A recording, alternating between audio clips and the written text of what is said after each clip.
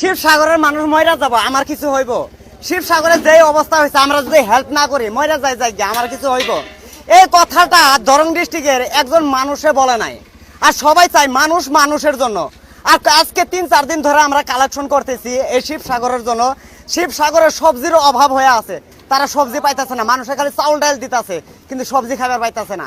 আমরা যতটুকু পারছি 200-300 এইরকম ক্যারি ব্যাগ আমরা ভরাই কিন্তু আমরা নিয়ে গেতেছি শিবসাগর। যারা নাকি অনাহারা আছে, যাদের নাকি ক্ষতিগ্রস্ত হয়েছে, তারা সারা বছর যত টাকা ইনকাম করছিল সপ্তাহে একদিনে ধ্বংস করে দিছে।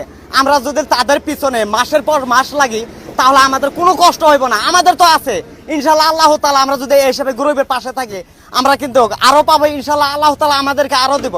এবং কি আপনারা যদি আমাদের পাশে থাকেন, এই যে ভিডিওটা দেখতেছেন, খালি ভিডিও দেখলেই হবে না, যদি একটা শেয়ার করেন হয়তো ভাই একটা শেয়ারের মাধ্যমে আরো 10 জনের উপকার হবে, আমরা গরিবের পাশে থাকতে পারবো। এখানে দেখুন চারো সাইডে মানুষ, এরা কিসের জন্য দাঁড়িয়ে আছে? ইনারাই কিন্তু আমাদের এখানে হেল্প করছে, ইনারাই কিন্তু টাকা পয়সা দিয়ে সহায় করছে। এটা খালি আমি যে টাকা দিয়ে নিয়ে গেছি না, এটা রাইজের টাকা আর রাইজের সবকিছু। আর রাইজে কইতাছে ওইখানে মানুষ অনাহারে মরতেছে, ওইখানে মানুষ কষ্ট করতেছে, ঘর দুয়ার ভাঙে গেছে, ওরা থাকবার পাইতেছে না, খাইবার পাইতেছে না, কিছু লয়ে যাও।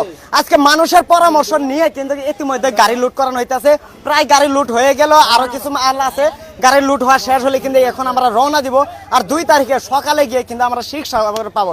তো এখানে দেখুন সবাই কিন্তু কাছে এক একজনের হয়তো ভাই এক এক মতামত। তো দরং ডিস্ট্রিক্ট থেকে আপনি শিবসাগরের জন্য কি বলতে চান?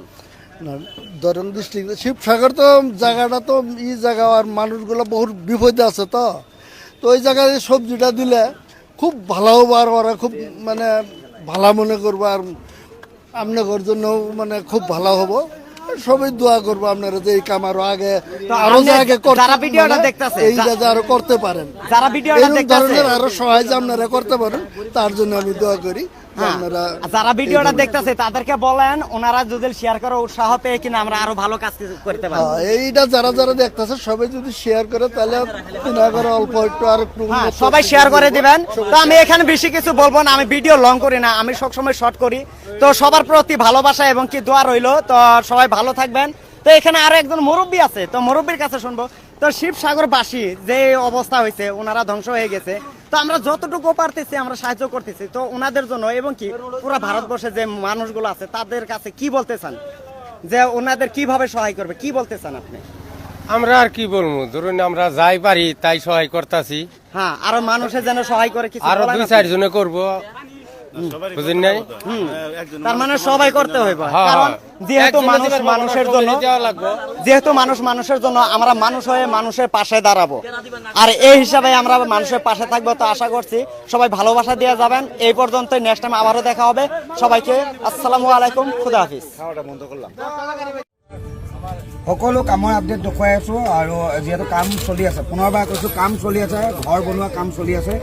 আৰু ভাল খবৰ এটা আছে, চকুৱালীয়ে কৈছে যে মই পইচা দিব নোৱাৰোঁ, গতিকে মই মানুহ দিম, নিজে কাম কৰিম। 100 মিয়া মানুহ আনিব, আৰু মিয়া মানুহে ইয়াত প্ৰায় যিবিলাক ঘৰ এতিয়া কি হয়, কিমান মানুহ? মই কালি 100 ঘৰৰ দায়িত্ব লৈছিলোঁ, এতিয়া আল্টিমেটেড হৈ গ'ল, মানুহ আনলিমিটেড হৈ গ'ল, মানুহ আনলিমিটেড আহি আছে। আৰু 100 ঘৰৰ দায়িত্ব লৈছিলোঁ, আৰু যোগাযোগ কৰিব, যিমান ঘৰত আমি কাম কৰিব পাৰোঁ, আমি শ্ৰমিক দান দিম বুলি কৈছিলোঁ।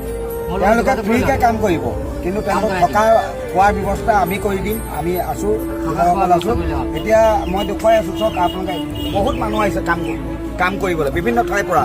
সেইকাৰণে যিমান পাৰে ভিডিঅ'বিলাক শ্বেয়াৰ কৰিব। কিয় কৈছোঁ, এই ভিডিঅ'খিনি দেখিয়ে মানুহখিনি আহিছে। আজি 148 জন হ'ল এতিয়ালৈকে কাম কৰি আছে বিভিন্ন জেগাত। কাইলৈ পৰহিলৈ এই ভিডিঅ'টো দেখি বিভিন্নজনে আহিব। চন্তক বগদাই গাঁৱত আছোঁ, আৰু চন্তক বিহুত বিভিন্ন অঞ্চলত মানুহৰ ঘেল সোমাই আছে। এইখিনি চাফ চিকুণ কৰাৰ কামত আমি লাগি আছোঁ। এই পৰিয়ালটো ঘৰ, এতিয়া 2টা ঘৰ কথা দিছোঁ, আজি আৰু কাইলৈৰ ভিতৰত 2টা ঘৰ সম্পূৰ্ণ কৰিম। আৰু আপোনালোকে সহায় কৰিব, বিভিন্নজনে সহায় কৰিছে, মাত দিব। কোনোবাই যদি ভাবে টিংপাত দিম, টিংপাত দিব পাৰে, বাল্টি দিম, বাল্টি দিব পাৰে। এনেকুৱা খোৱা বস্তু নালাগে, পুনৰবাৰ কৈছোঁ খোৱা বস্তু নালাগে, এনেকুৱা বস্তুবিলাক দিয়ক। আপোনালোকৰ প্ৰতিটো বস্তু কামত লগাব, আপোনালোকো আহিব পাৰে।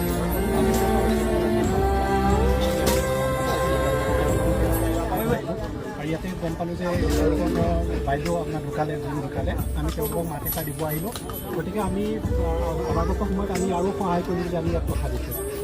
এতিয়াৰ পৰা খোৱা বস্তু নালাগে বুলি আপোনালোকে কৈ দিব, যাতে টিন চিন দিয়ে আমি কাম কৰিম। ৰাইজে এতিয়া এটা কাম কৰিব পাৰে, খোৱা বস্তু এভেইলেবল হৈ গৈছে বুলি গম পাইছোঁ ইয়াতে, যাতে আপোনালোকে ঘৰ বনোৱাৰ কাৰণে মানুহৰ লেবাৰ হওক বা বাঁহ কিবা কোনোবাই পইচা দিব পৰা নাই নিজে গুচি আহক। পইচা যদি দিব পৰা নাই তেতিয়াহ'লে তেওঁলোকে শ্ৰম দিবলৈ ইয়াত আহিব পাৰে।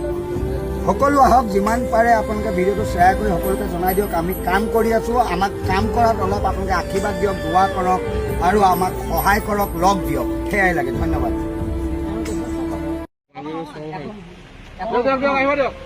একো হ'ব, মই এশৰে কথা দিছোঁ, মই এশৰে মেৰামতি কৰাৰ কাৰণে লেবাৰ আনি আছোঁ, মই কৰি দিম। ঠিক আছে, মই কৰি দিম। মই যিমান পাৰোঁ চেষ্টা কৰিম, আমি সহায় কৰি যাম। बुलाया तो जाग जनता।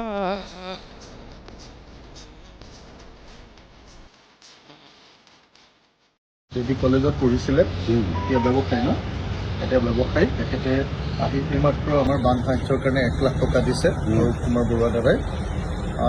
মই তেখেতক ধন্যবাদ জনাইছোঁ। এনেকৈ হাজাৰ হাজাৰ মানুহে মই কালি দিনটোৰ ভিতৰতে 1 কোটি টকা তুলিছোঁ, 1 কোটি টকা।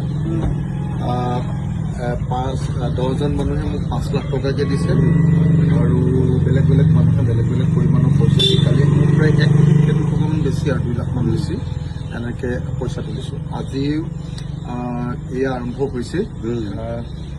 অৰূপ কুমাৰ বৰুৱা দাদাই মোক এইটো আৰম্ভ কৰিছে আৰু এতিয়া বানপানীৰ মাজত থাকোঁতেও আপুনি নিজে দেখিব মাজুলী আহি আহি মানুহবিলাকে এনেকৈ পইচা দি আছে। ধন্যবাদ। আমি ইমানখিনি চব্জি আনিছিলো, ভিতৰত মাজত যিবিলাক ক্ষতিগ্ৰস্ত সিহঁতক দিও বেছি হৈছে আৰু আজি এনেকে ৰাস্তাত বিলাই আছো, চবকে দি আছো। ৰাস্তাটো কিন্তু চব্জিৰ হাহাকাৰ লাগিছে সিহঁতৰ, তাৰপিছতে সিহঁতক আমি খালী কৰি দি আছো। আজি ইমান চব্জি আনিছিলো, এই আগত মানুহ ৰখি আছে, সিহঁতকো দিম, লৈ লওক সিহঁতকে এনেকে আমি দি আছো যেন কোনো বাকী নাথাকে, বাদ নাথাকে।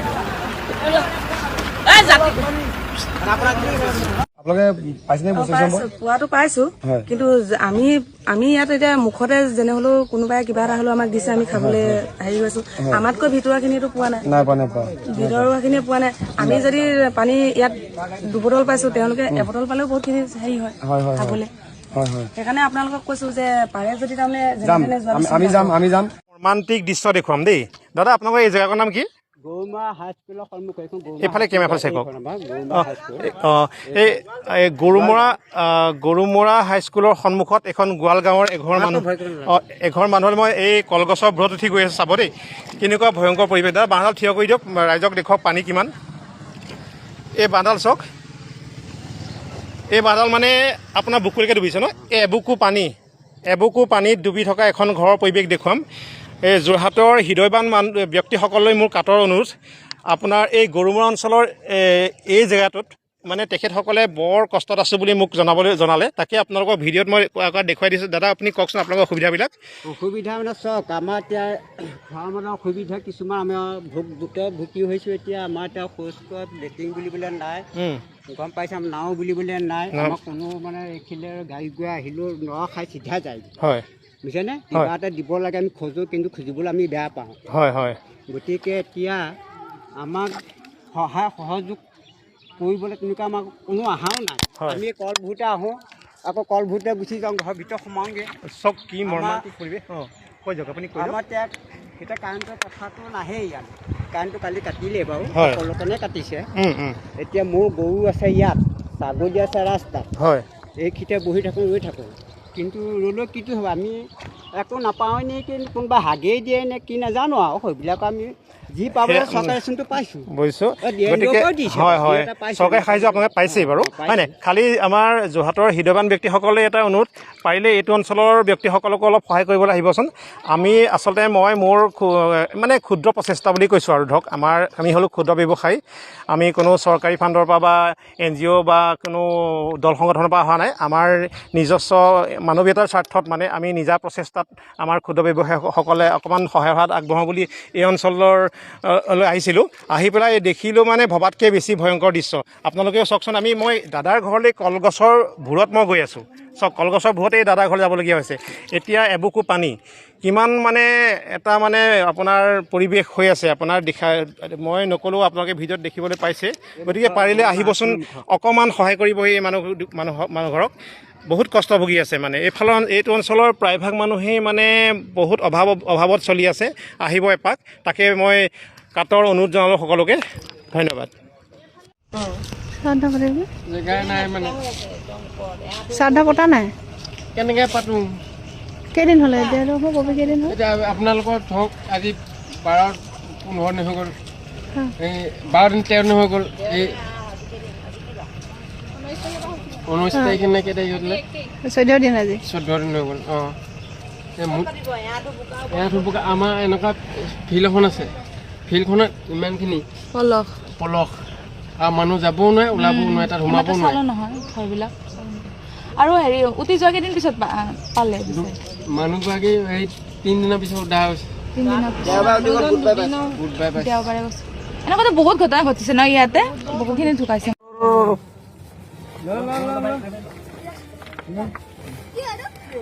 খুলি চাচোন কি আছে, খুলি চা ফটো খুলি চাচোন, চাচোন কি আছে।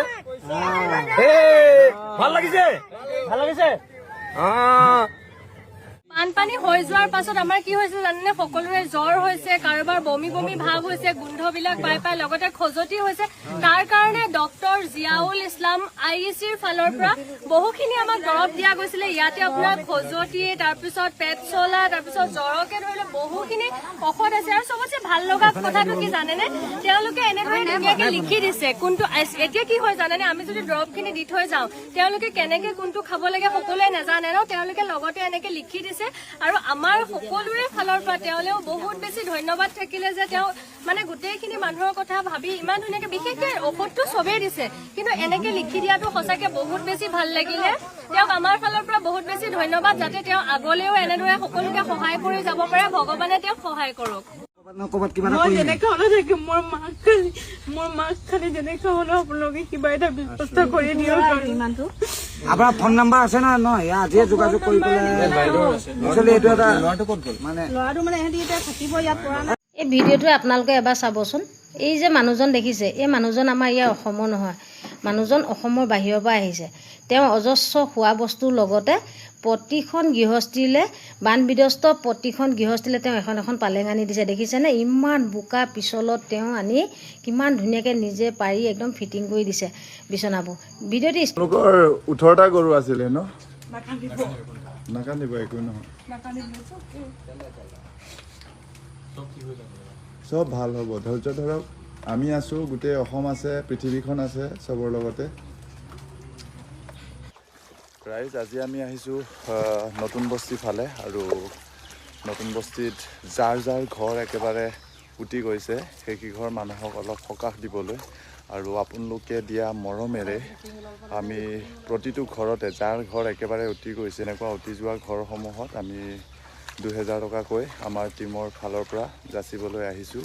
আৰু এইখিনি আচলতে আপোনালোকৰ মৰম, গোটেই অসমবাসীৰ আৰু দিল্লীত থকা জেনজিসকলৰ লগতে আমাৰ গোটেই অসমৰ আচলতে ইমূৰৰ পৰা সিমূৰলৈ মৰম। মই আহিছোঁ কেইদিন হ'ল, 4-5 দিন হ'ল। মই লাগি আছোঁ ঘৰটো বনাই দিব কাৰণে।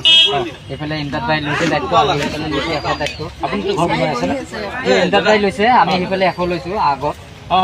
আমি এতিয়া ফাইনেলি চুকুৰ আলিক ডাঙৰীয়াক লগ পাই গ'লোঁ। আমি আহি আচলতে এটা শিমলুগুৰিৰ পৰা, এইটো ভিতৰত কি অঞ্চল কয়, এইটো বাগদা, তাতে পাইছোঁ এটা একদম বিধ্বস্ত পৰিয়াল, একো নাই জেগালৈ এয়া অৱস্থা। আমি শ্ৰীমন্ত শংকৰদেৱ সংঘৰ কেন্দ্ৰীয় সেৱা বাহিনীয়ে যি আমি তোষক বিতৰণ কৰি আছোঁ, আঁঠুৱা বা বেডশ্বীট এইখিনি বিতৰণ কৰি আছোঁ। এই পৰিয়াল 3টাকো আমি এতিয়া দিম, আমাৰ এতিয়া সেৱকসকলে লৈ আহিব। আৰু তেখেতক আমি এনেধৰণে লগ পাইছোঁ, তেখেতে পূৰা সেৱামূলক কাৰ্যখিনিৰ লগত জড়িত হৈ আছে। আমাৰ তৰফৰ পৰা তেখেতকো ধন্যবাদ জনাইছোঁ। লাগি থাকক, লাগি আছোঁ আমি, যিমান শ্ৰমিক আনি আছোঁ, ইয়াতে লগতে আকৌ শ্ৰমিক আহি আছে, আমি যিমান পাৰোঁ